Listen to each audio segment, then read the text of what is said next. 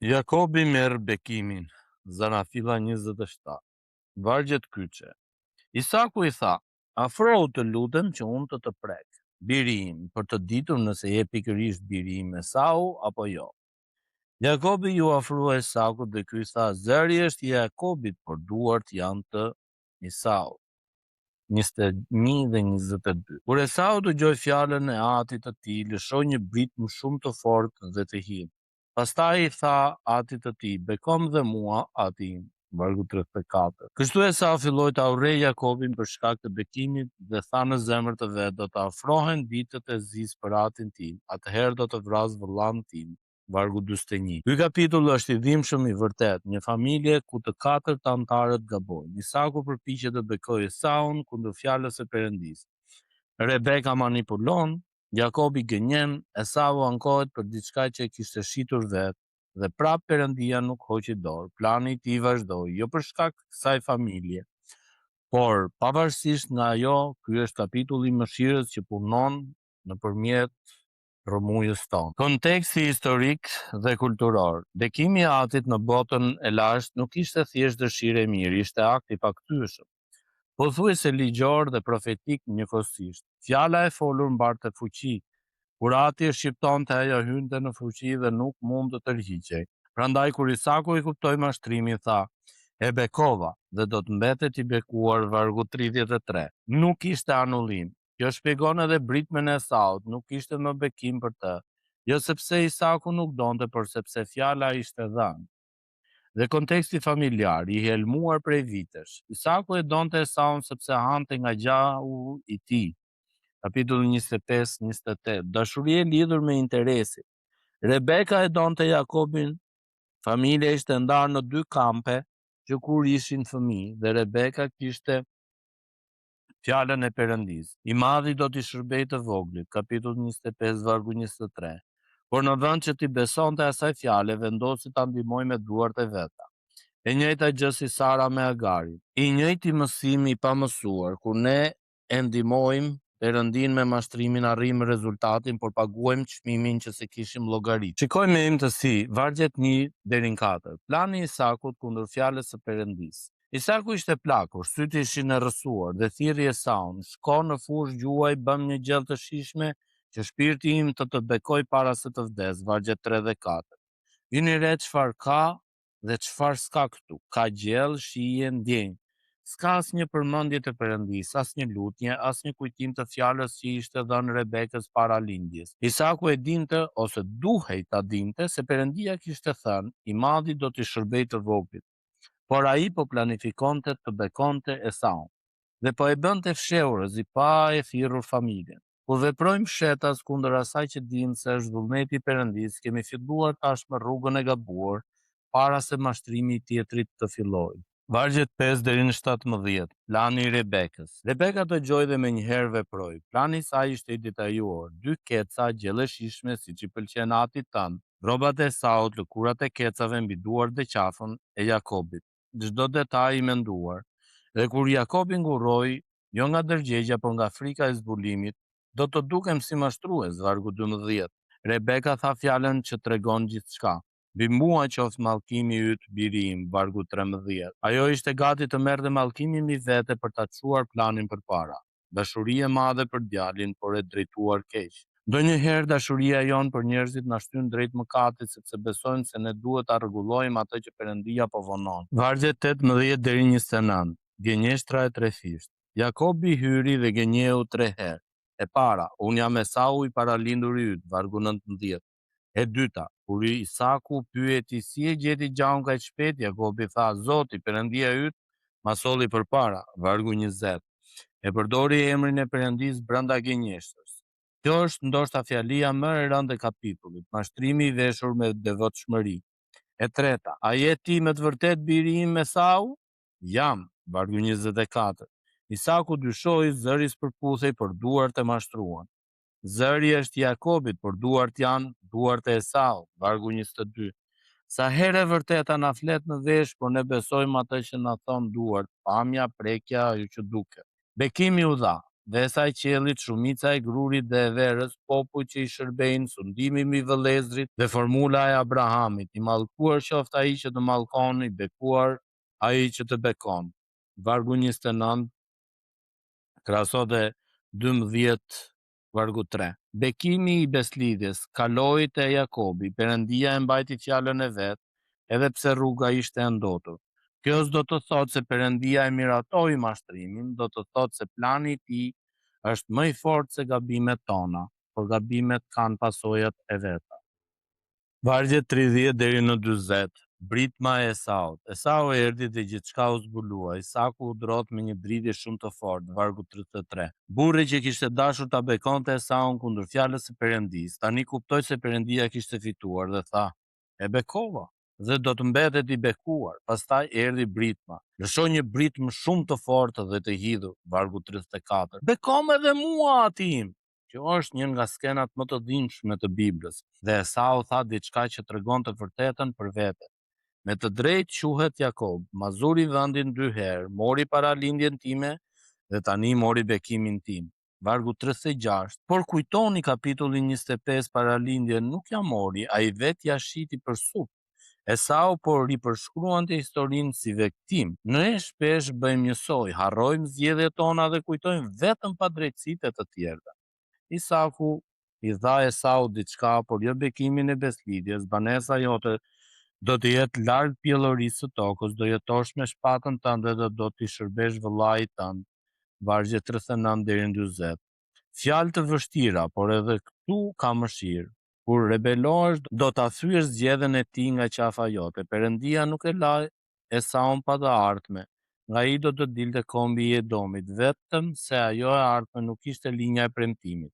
Perëndia kujdeset edhe për ata që nuk janë në qendër të planit të tij. Siç u kujdes për Ismaelin, siç u kujdes për Esaun, askush nuk del jashtë mëshirës së tij, edhe kur del jashtë linjës së beslidhjes. Vargjet 41 deri në 46. Urrejtja dhe arratia.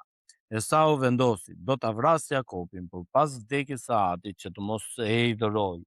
Vargu 41. Edhe në planin e vrasjes, respekti për Atin. Njeriu është i ndërlikuar. Rebeka mësoi dhe veproi sërish. Ikte Labani vëllai im, rrit disa ditë. Vargu 43-44. Disa ditë? Rebeka mendonte se ishte çështje javësh. Jakobi do të qëndronte 20 vjet. Dhe Rebeka nuk do ta shite më kurrë djalin që deshi më shumë. Ky është çmimi i fshehur i mashtrimit. E mori bekimin për djalin dhe humbi vetë djalin. Dhe pretekstin që i tha Isakut, jam lodhur nga gratë hitite. Vargu 46. Sërish gjysmë e vërtet, sërish manipulim, familja që gënjen deri në fund. Fjalët kyçe të kapitullit. Bekim, vargje 12, 35 dhe 36. Fjala origjinale berakah, bekim, dhuratë e mirësisë, fuqi e folur në kulturën patriarkale. Beraka e Atit ishte akti i pakthyeshëm. Fjala e folur kishte peshë objektive, prandaj Isaku s'mund ta tërhiqte. Dhe kjo na kujton se fjalët tona kanë peshë, jo magjike, por reale. Ato që u themi fëmijëve, bashkëshortit, njerëzve rreth nesh mbeten. Me mashtrim, vargu 35. Fjala origjinale mirmah, mashtrim, bredhi. Isaku e përdori për Jakobin, por vini re ironinë e madhe. Jakobi do ta dëgjojë të njëjtën fjalë përsëri kur Labani do t'i jap Lian në vend të Rakelës. Dhe Jakobi do të thotë, pse më mashtrove? 29-25. Mashtruesi u mashtrua. Perëndia e lejon shpesh mëkatin ton të na kthehet si mësim, jo për të na dënuar, po për të na treguar dhimbjen që u shkaktuam të tjerëve. Britme e madhe dhe e hidhur, vargu 34. Fjala origjinale Tsehaka Gedolah Umarah, britme e madhe dhe e hidhur. E njëjta shprehje përdoret te Estera 4:1 për vajtimin e Mordekait. Hebrejve 12:17 e komenton, e kërkoi me lot, por nuk gjeti, vend për ndryshim mendje. Ka humbje që nuk kthehen. Jo sepse Perëndia nuk fal, por sepse disa dyrer kur mbyllen mbeten të mbyllura. Mazuri i vendit, vargu 36. Folja origjinale Akav, nga e njëjta rrënjë me emrin Jakob, Akev, themër, fjalë për fjalë, më kapi nga themra, më rrëshit. Esau bën loj fjalësh me emrin e vëllait. Me të drejtë quhet kapës themre. Emri i Jakobit ishte bërë për shkrimi i karakterit të tij. Dhe kjo do të ndryshoj vetëm te Peniel 32:28, kur Perëndia do të riemërtoj Izrael. Lidhja me Krishtin dhe dhjatën e re. Ky kapitull na jep një kontrast të fuqishëm me Krishtin. Jakobi u vesh me rrobat e vëllait dhe me lëkurat e kafshëve për të marrë një bekim që si ishte i tij. Krishti u vesh me natyrën tonë njerëzore për të na dhënë një bekim që si ishte i yni, sepse ai e bëri të jetë mëkat për ne atë që nuk njihte mëkat, që ne të bëhemi drejtësia e Perëndisë në ta. E 2 Korintasve 5:21. Jakobi u vesh si Esau për të mashtruar Atin. Krishti u vesh si ne. Mori mishin ton jo për të mashtruar Atin, por për të marrë vendin ton me vullnetin e plot të Atit. Jakobi vodhi bekimin, Krishti e fitoi dhe e dha. Dhe kur Ati na shikon she drejtsinë e birit mbi ne, jo si mashtrim, por si dhuratë e lishme e paguar me gjak. Ka edhe një lidhje të dytë. Isaku i verbër që preku duart dhe u mashtrua nga pamja. Sa herë dhe ne gjykojmë me duart, me atë që duket prek matet, në vend se me zërin. Të vërtetën që dëgjohet. Jezusi paralajmëroi, mos gjykoni sipas pamjes, por gjykoni një gjykim të drejtë. Gjoni 7:24. Dhe Samueli mësoi, njeriu shikon pamjen, por Zoti shikon zemrën. E para Samuelit 16:7. Isaku u mashtrua nga duart, Perëndia s'mashtrohet kurrë. Aplikimi për ne sot. Në fshatrat tona thoshtin, ai që mbjell erë korr furtunë. Kapitulli 27 është ilustrimi i përsosur. Rebeka mbolli mashtrim për të siguruar bekimin djalit dhe korri 20 vjet ndarje. Jakobi mbolli gënjeshtër dhe korri një jetë ku ju gënjye vazhdimisht. Familja e mbjell me favoritizëm, korri urrejtje mes vëllezërve.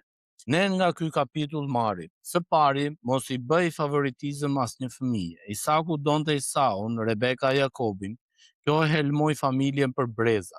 Fëmijët e din gjithmonë kush është i preferuari. Nëse ke fëmijë, pyet veten sinqerisht, a ka ndonjë që e trajtojnë ndryshe? Dashuria e pabarabartë prindërore le plagë që zgjasin gjithë jetën. Zanafilla do ta tregoj sërish me Jozefin, te kapitulli 37 vargut 3 dhe 4. Së dyti, mos e ndihmo Perëndin me mashtrim. Rebeka kishte fjalën e Perëndisë dhe prapë e ndihmoi me dredhi. Sa herë ne e dim se Perëndia ka premtuar diçka, por nuk durojmë dot dhe fillojmë ta rregullojmë me mënyra që dim se s'janë të drejta, manipulim në punë, gjysmë të vërteta në marrëdhënie, presion mbi njerëz. Perëndia s'ka nevojë për ndihmën tonë të pandershme. Së treti, mos e vish gënjeshtrën me emrin e Perëndisë. Zoti, Perëndia yt ma solli përpara. Jakobi e futi Perëndin brenda gënjeshtrës. Kjo ndodh edhe sot. Perëndia më tha, unë ndjeva i udhëhequr, kur në të vërtet për justifikojmë atë çka duam vetë. Përdorimi i emrit të Perëndisë për të mbuluar interesat tona është shumë më i rëndë se një gënjeshtër e thjeshtë. Së katërti, mos u bëj viktime e historisë sate. Esau tha, ma mori paralindjen, kur në fakt e kishte shitur vetë. Ne shpesh ripërshkruajmë të kalurën duke fshirë zgjedhjet tona dhe duke theksuar padrejtësinë e të tjerëve. Kjo na pengon të mësojmë. Pyet me ndershmëri në historinë time të dhimbshme, ku ishte edhe pjesa ime. Së pesi, llogarit çmimin e plot para se të gabosh. Rebeka fitoi bekimin për Jakobin dhe humbi Jakobin. Disa ditë u bën 20 vjet dhe ajo vdiq pa e parë më. Para çdo veprimi që dim se s'është i drejtë, pyet çfarë do të kushtoj kjo në marrëdhënie. Çmimi më i lartë i mashtrimit rrallë është ai që parashikojmë. Së gjashti, dëgjo zërin, mos përdor vetëm duart. Isaku dyshoi nga zëri për vendosi nga duart, nga pamja. Sa vendime marrim duke besuar atë që duket, ndërsa diçka brenda nesh na thot, kjo s'është e drejtë. Kur ndjenja e brendshme dhe pamja jashtme përputhen, ndalu, lutu, pyet, mos nxito, të prekësh dhe të vendosësh. Çfarë mësojmë nga ky kapitull? Zanafilla 27 na tregon një familje ku të gjithë gabuan. Isaku që planifikoi kundër fjalës së Perëndisë. Rebeka manipuloi, Jakobi që gënjeu 3 herë duke përdorur edhe emrin e Perëndisë. Esau që u ankua për atë që kishte shitur vetë. Na tregoi bekimin e pakthyeshëm, britmën e hidhur, urrejtjen që lindi dhe arratin që zgjati 20 vjet. Dhe mbi të gjitha, Perëndin që e mbajti fjalën e vet edhe në përrrumujën tonë. Plani i tij nuk varet nga pastërtia jonë. por rruga që zgjedhim ndikon jetën tonë edhe atë të njerëzve që duam. Mbaj mend këtë varg. Zëri është i Jakobit, por duart janë duart e Isaut. Zanafilla 27, vargu 22. Kur pamja dhe vërteta përputhen, ndalu dhe dëgjo zërin, lutu Perëndis. Paqja dhe hiri Perëndis qoftë mbi ju, Zoti ju bekoft.